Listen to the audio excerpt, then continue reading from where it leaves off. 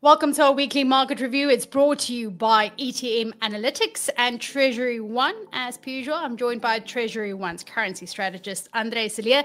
Andre, the last time we spoke about these two giant elephants fighting it out and the grass, which is us, getting trampled as China and the US is trying to figure out this new geopolitical order that they find themselves in. And, they finally managed to, at least at the surface, strike some kind of short-term truce.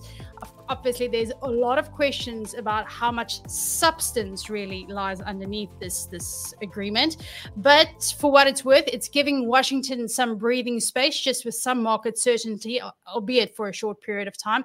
And when we look at China and the data coming out of China, they kind of needed some relief on the tariff front when it comes to some of the exports and all of that. So they are obviously, I suspect, also sighing a sigh of relief ever so slightly. But will it hold? Because that is the question. Good day to everybody.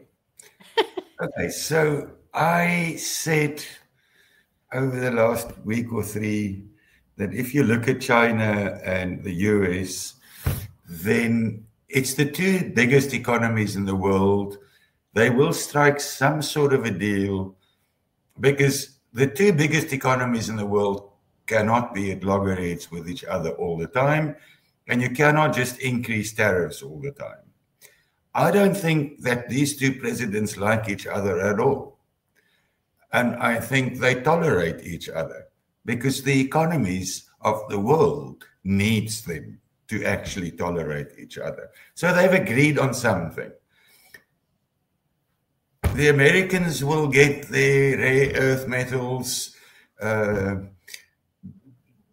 China will import soybeans and stuff. And, on the surface, there's, as you mentioned, an agreement. How long it will last, because geopolitical, there's differences.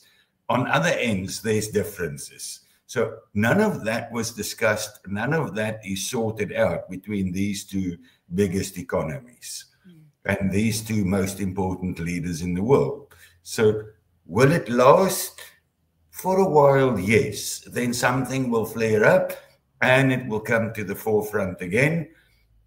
But for the moment, we have an agreement, and that's basically all we can say about this. For the moment, there's an agreement. So that's kind of a semi-true, semi-calm moment that we had, which is, a blessing if you take the whole context of what 2025 has been. But now we throw on top of that a US government entering its 6th week of shutdown, which means markets are flying blind.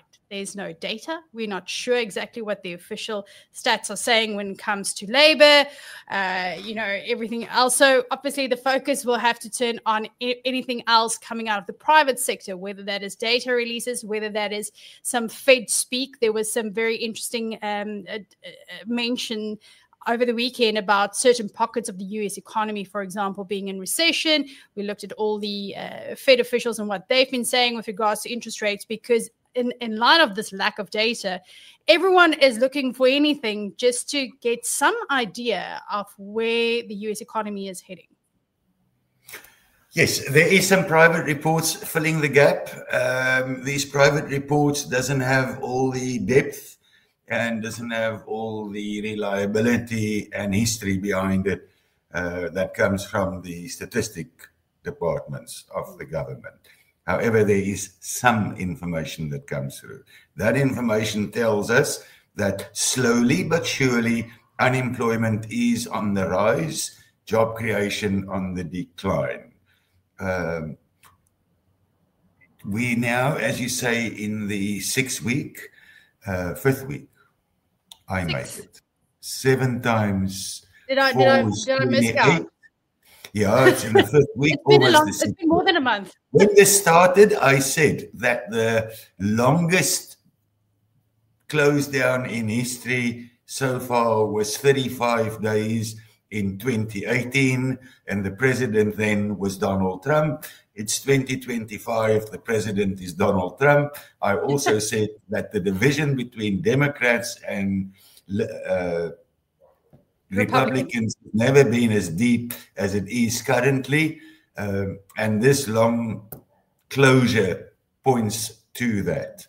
So likely to actually exceed the 35 days, can create havoc. Word is out that, in terms of flights and all these things, as you get closer to Thanksgiving, could cause further havoc within the economy.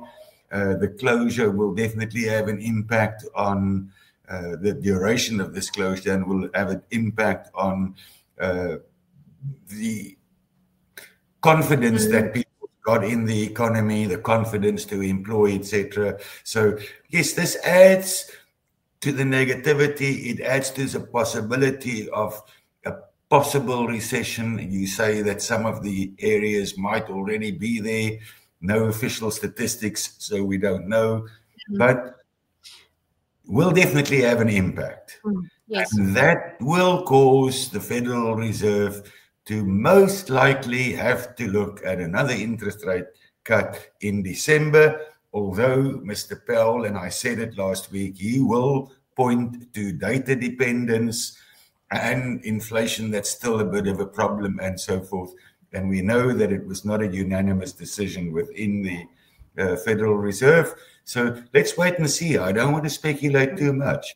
I'm sure of it that within the next week or two, we'll have some move on the closing and stroke opening of government, and then a heck of a lot of release of figures, and then we'll have better information.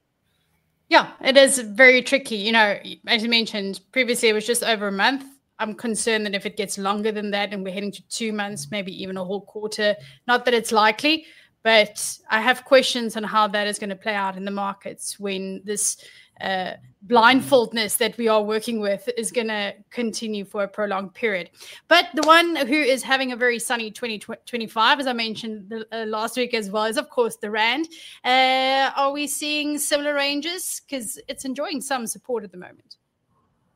The Rand's doing pretty well. If you look at the dollar, that's actually gained quite substantially against the euro and the pound and so forth.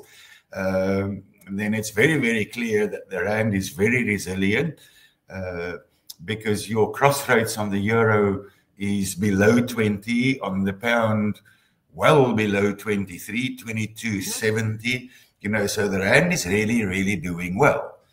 And there's nothing on the forefront that points to any negativity at this stage. And we know that we've been removed from the grey list. That helps and ease doing business for a lot of international people. So we're riding the wave, and there's no reason why this should end at this point in time. So I think between 17 and 17.35 is where we are. And I think we'll stay there for the foreseeable future. Well, thanks, Andre. I hope we enjoy our quiet week, because it's going to be a quiet week on the data front as well. And we will catch up again next week, Monday. Thank you very much.